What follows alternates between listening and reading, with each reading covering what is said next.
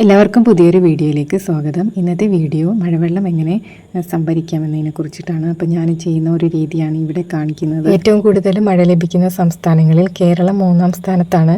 എന്നാലും നമ്മൾ ആ കിട്ടുന്ന മഴവെള്ളം ഉപയോഗിക്കാറില്ല, പലരും ഉപയോഗിക്കാറില്ല. ഞാനും ഉപയോഗിക്കാറില്ല. നമുക്ക് ജപ്പാൻ കുടിവെള്ളമാണ് നമ്മൾ ഉപയോഗിക്കാറുള്ളത്. ഇപ്പോൾ ജപ്പാന് ഇപ്പോൾ കുറച്ച് ദിവസങ്ങളിലായിട്ട് വെള്ളമില്ല. ജപ്പാൻ കുടിവെള്ളം ശേഖരിക്കാനായിട്ട് നമ്മുടെ വെച്ച ടാങ്കിലേക്ക് മഴവെള്ളം ശേഖരിക്കാനാണ് ഞാനിപ്പോൾ പോകുന്നത്. പ്ലാസ്റ്റിക് ഷീറ്റ് വെച്ചിട്ടോ തുണി വെച്ചിട്ടോ ഒക്കെ നമുക്ക് വെള്ളം ശേഖരിക്കാം. പ്ലാസ്റ്റിക് ഷീറ്റ് ഉപയോഗിക്കുമ്പോൾ നല്ല ക്വാളിറ്റിയുള്ള ഷീറ്റ് ഉപയോഗിക്കണം.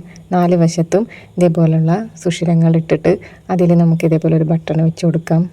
ഷീറ്റ് കീറിപ്പോവാതിരിക്കാൻ ഇങ്ങനെ ചെയ്യാം.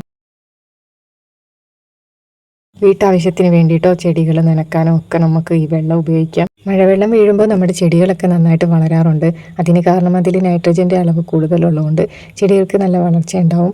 അപ്പോൾ ഈ വെള്ളം നമ്മൾ വെറുതെ പാഴാക്കി കളയാതെ ശേഖരിച്ച് വെക്കുകയാണെങ്കിൽ നമുക്ക് വേനൽക്കാലത്തും ചെടികൾക്കൊക്കെ നല്ല വളർച്ചയ്ക്ക് വേണ്ടിയിട്ട് ഉപയോഗിക്കാം.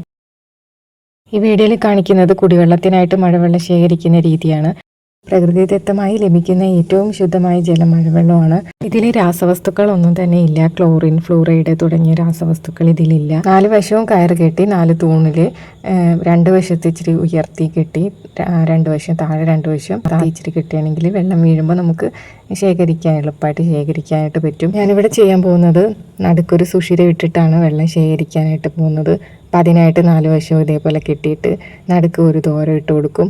അപ്പോൾ അതിന് വേണ്ടിയിട്ട് നമുക്ക് കറക്റ്റ് നടുക്ക് തന്നെ ദോരം ഇടാൻ ഇത് 4ആയിട്ട് മടക്കിയിട്ട് 2ആയിട്ട് മടക്കിയിട്ട് നടുക്ക് നമുക്ക് ദോരം ഇടാം. അപ്പം കറക്റ്റ് കിട്ടും. തുണി ഉപയോഗിച്ചിട്ടും ചെയ്യാം. തുണി ഉപയോഗിക്കുമ്പോൾ അതിലൊരു വൈറ്റ് കളർ കൂടുതലായിട്ട് വരും. കാര്യം തുണിയിലെ ഒരു പശ അതിൽ വെള്ളത്തിൽ കലർന്നിട്ട് ആ ഒരു കളർ വ്യത്യാസം ഉണ്ടാവും. അപ്പം നമുക്ക് ഷീറ്റ് ആകുമ്പോൾ നല്ല പ്യുവർ വാട്ടർ തന്നെ കിട്ടും. പ്ലാസ്റ്റിക് ഷീറ്റ് ക്വാളിറ്റി ഉള്ളതാണെങ്കിൽ വെയിൽ കൊള്ളാതെയൊക്കെ സൂക്ഷിക്കുകയാണെങ്കിൽ നമുക്ക് അതിന് വേറെ പ്രത്യേകിച്ച് കുഴപ്പങ്ങളൊന്നുമില്ല. തുടർച്ചയായി കുറച്ച് സമയം മഴ പെയ്ത് കഴിയുമ്പോൾ കിട്ടുന്ന വെള്ളം വേണം നമ്മൾ ശേഖരിക്കാൻ. ആദ്യമായിട്ട് പെയ്യുന്ന മഴ പെയ്യുമ്പോഴേ ശേഖരിക്കുന്ന വെള്ളത്തിൽ അന്തരീക്ഷത്തിലുള്ള പൊടിപടലങ്ങളും രാസവസ്തുക്കളൊക്കെ ഉണ്ടാകാനായിട്ട് സാധ്യത കൂടുതലാണ്. ഞാൻ ഈ കാണുന്ന ടാങ്കിലേക്കാണ് വെള്ളം ശേഖരിക്കാൻ പോകുന്നത്. മേളിൽ മരങ്ങളൊന്നും ഇല്ലാത്ത അകം വേണം തിരഞ്ഞെടുക്കാൻ. അപ്പോൾ ഈ കാണുന്ന ഭാഗത്ത് ഇലകളോ മരങ്ങളോ ഒന്നും ഇല്ല. അപ്പോൾ നമ്മൾ ഈ തുണിയിലേക്ക് 4 വശവും കെട്ടിക്കൊടുത്ത് നടുക്ക് ദോരം ഇട്ടിട്ടുണ്ട്. അപ്പോൾ അതിലേക്ക് വെള്ളം വീഴുമ്പോൾ ആ ടാങ്കിലേക്ക് നിറയും. പൊടിപടലങ്ങളോ കിളികളുടെ കാഷ്ടമോ ഒന്നും വീഴാതെ നമ്മൾ ശ്രദ്ധിക്കണം. ഫിൽറ്റർ ചെയ്ത് ഉപയോഗിക്കാനുള്ള സൗകര്യം ഉണ്ടെങ്കിൽ നമുക്ക് അങ്ങനെ ഉപയോഗിക്കാം.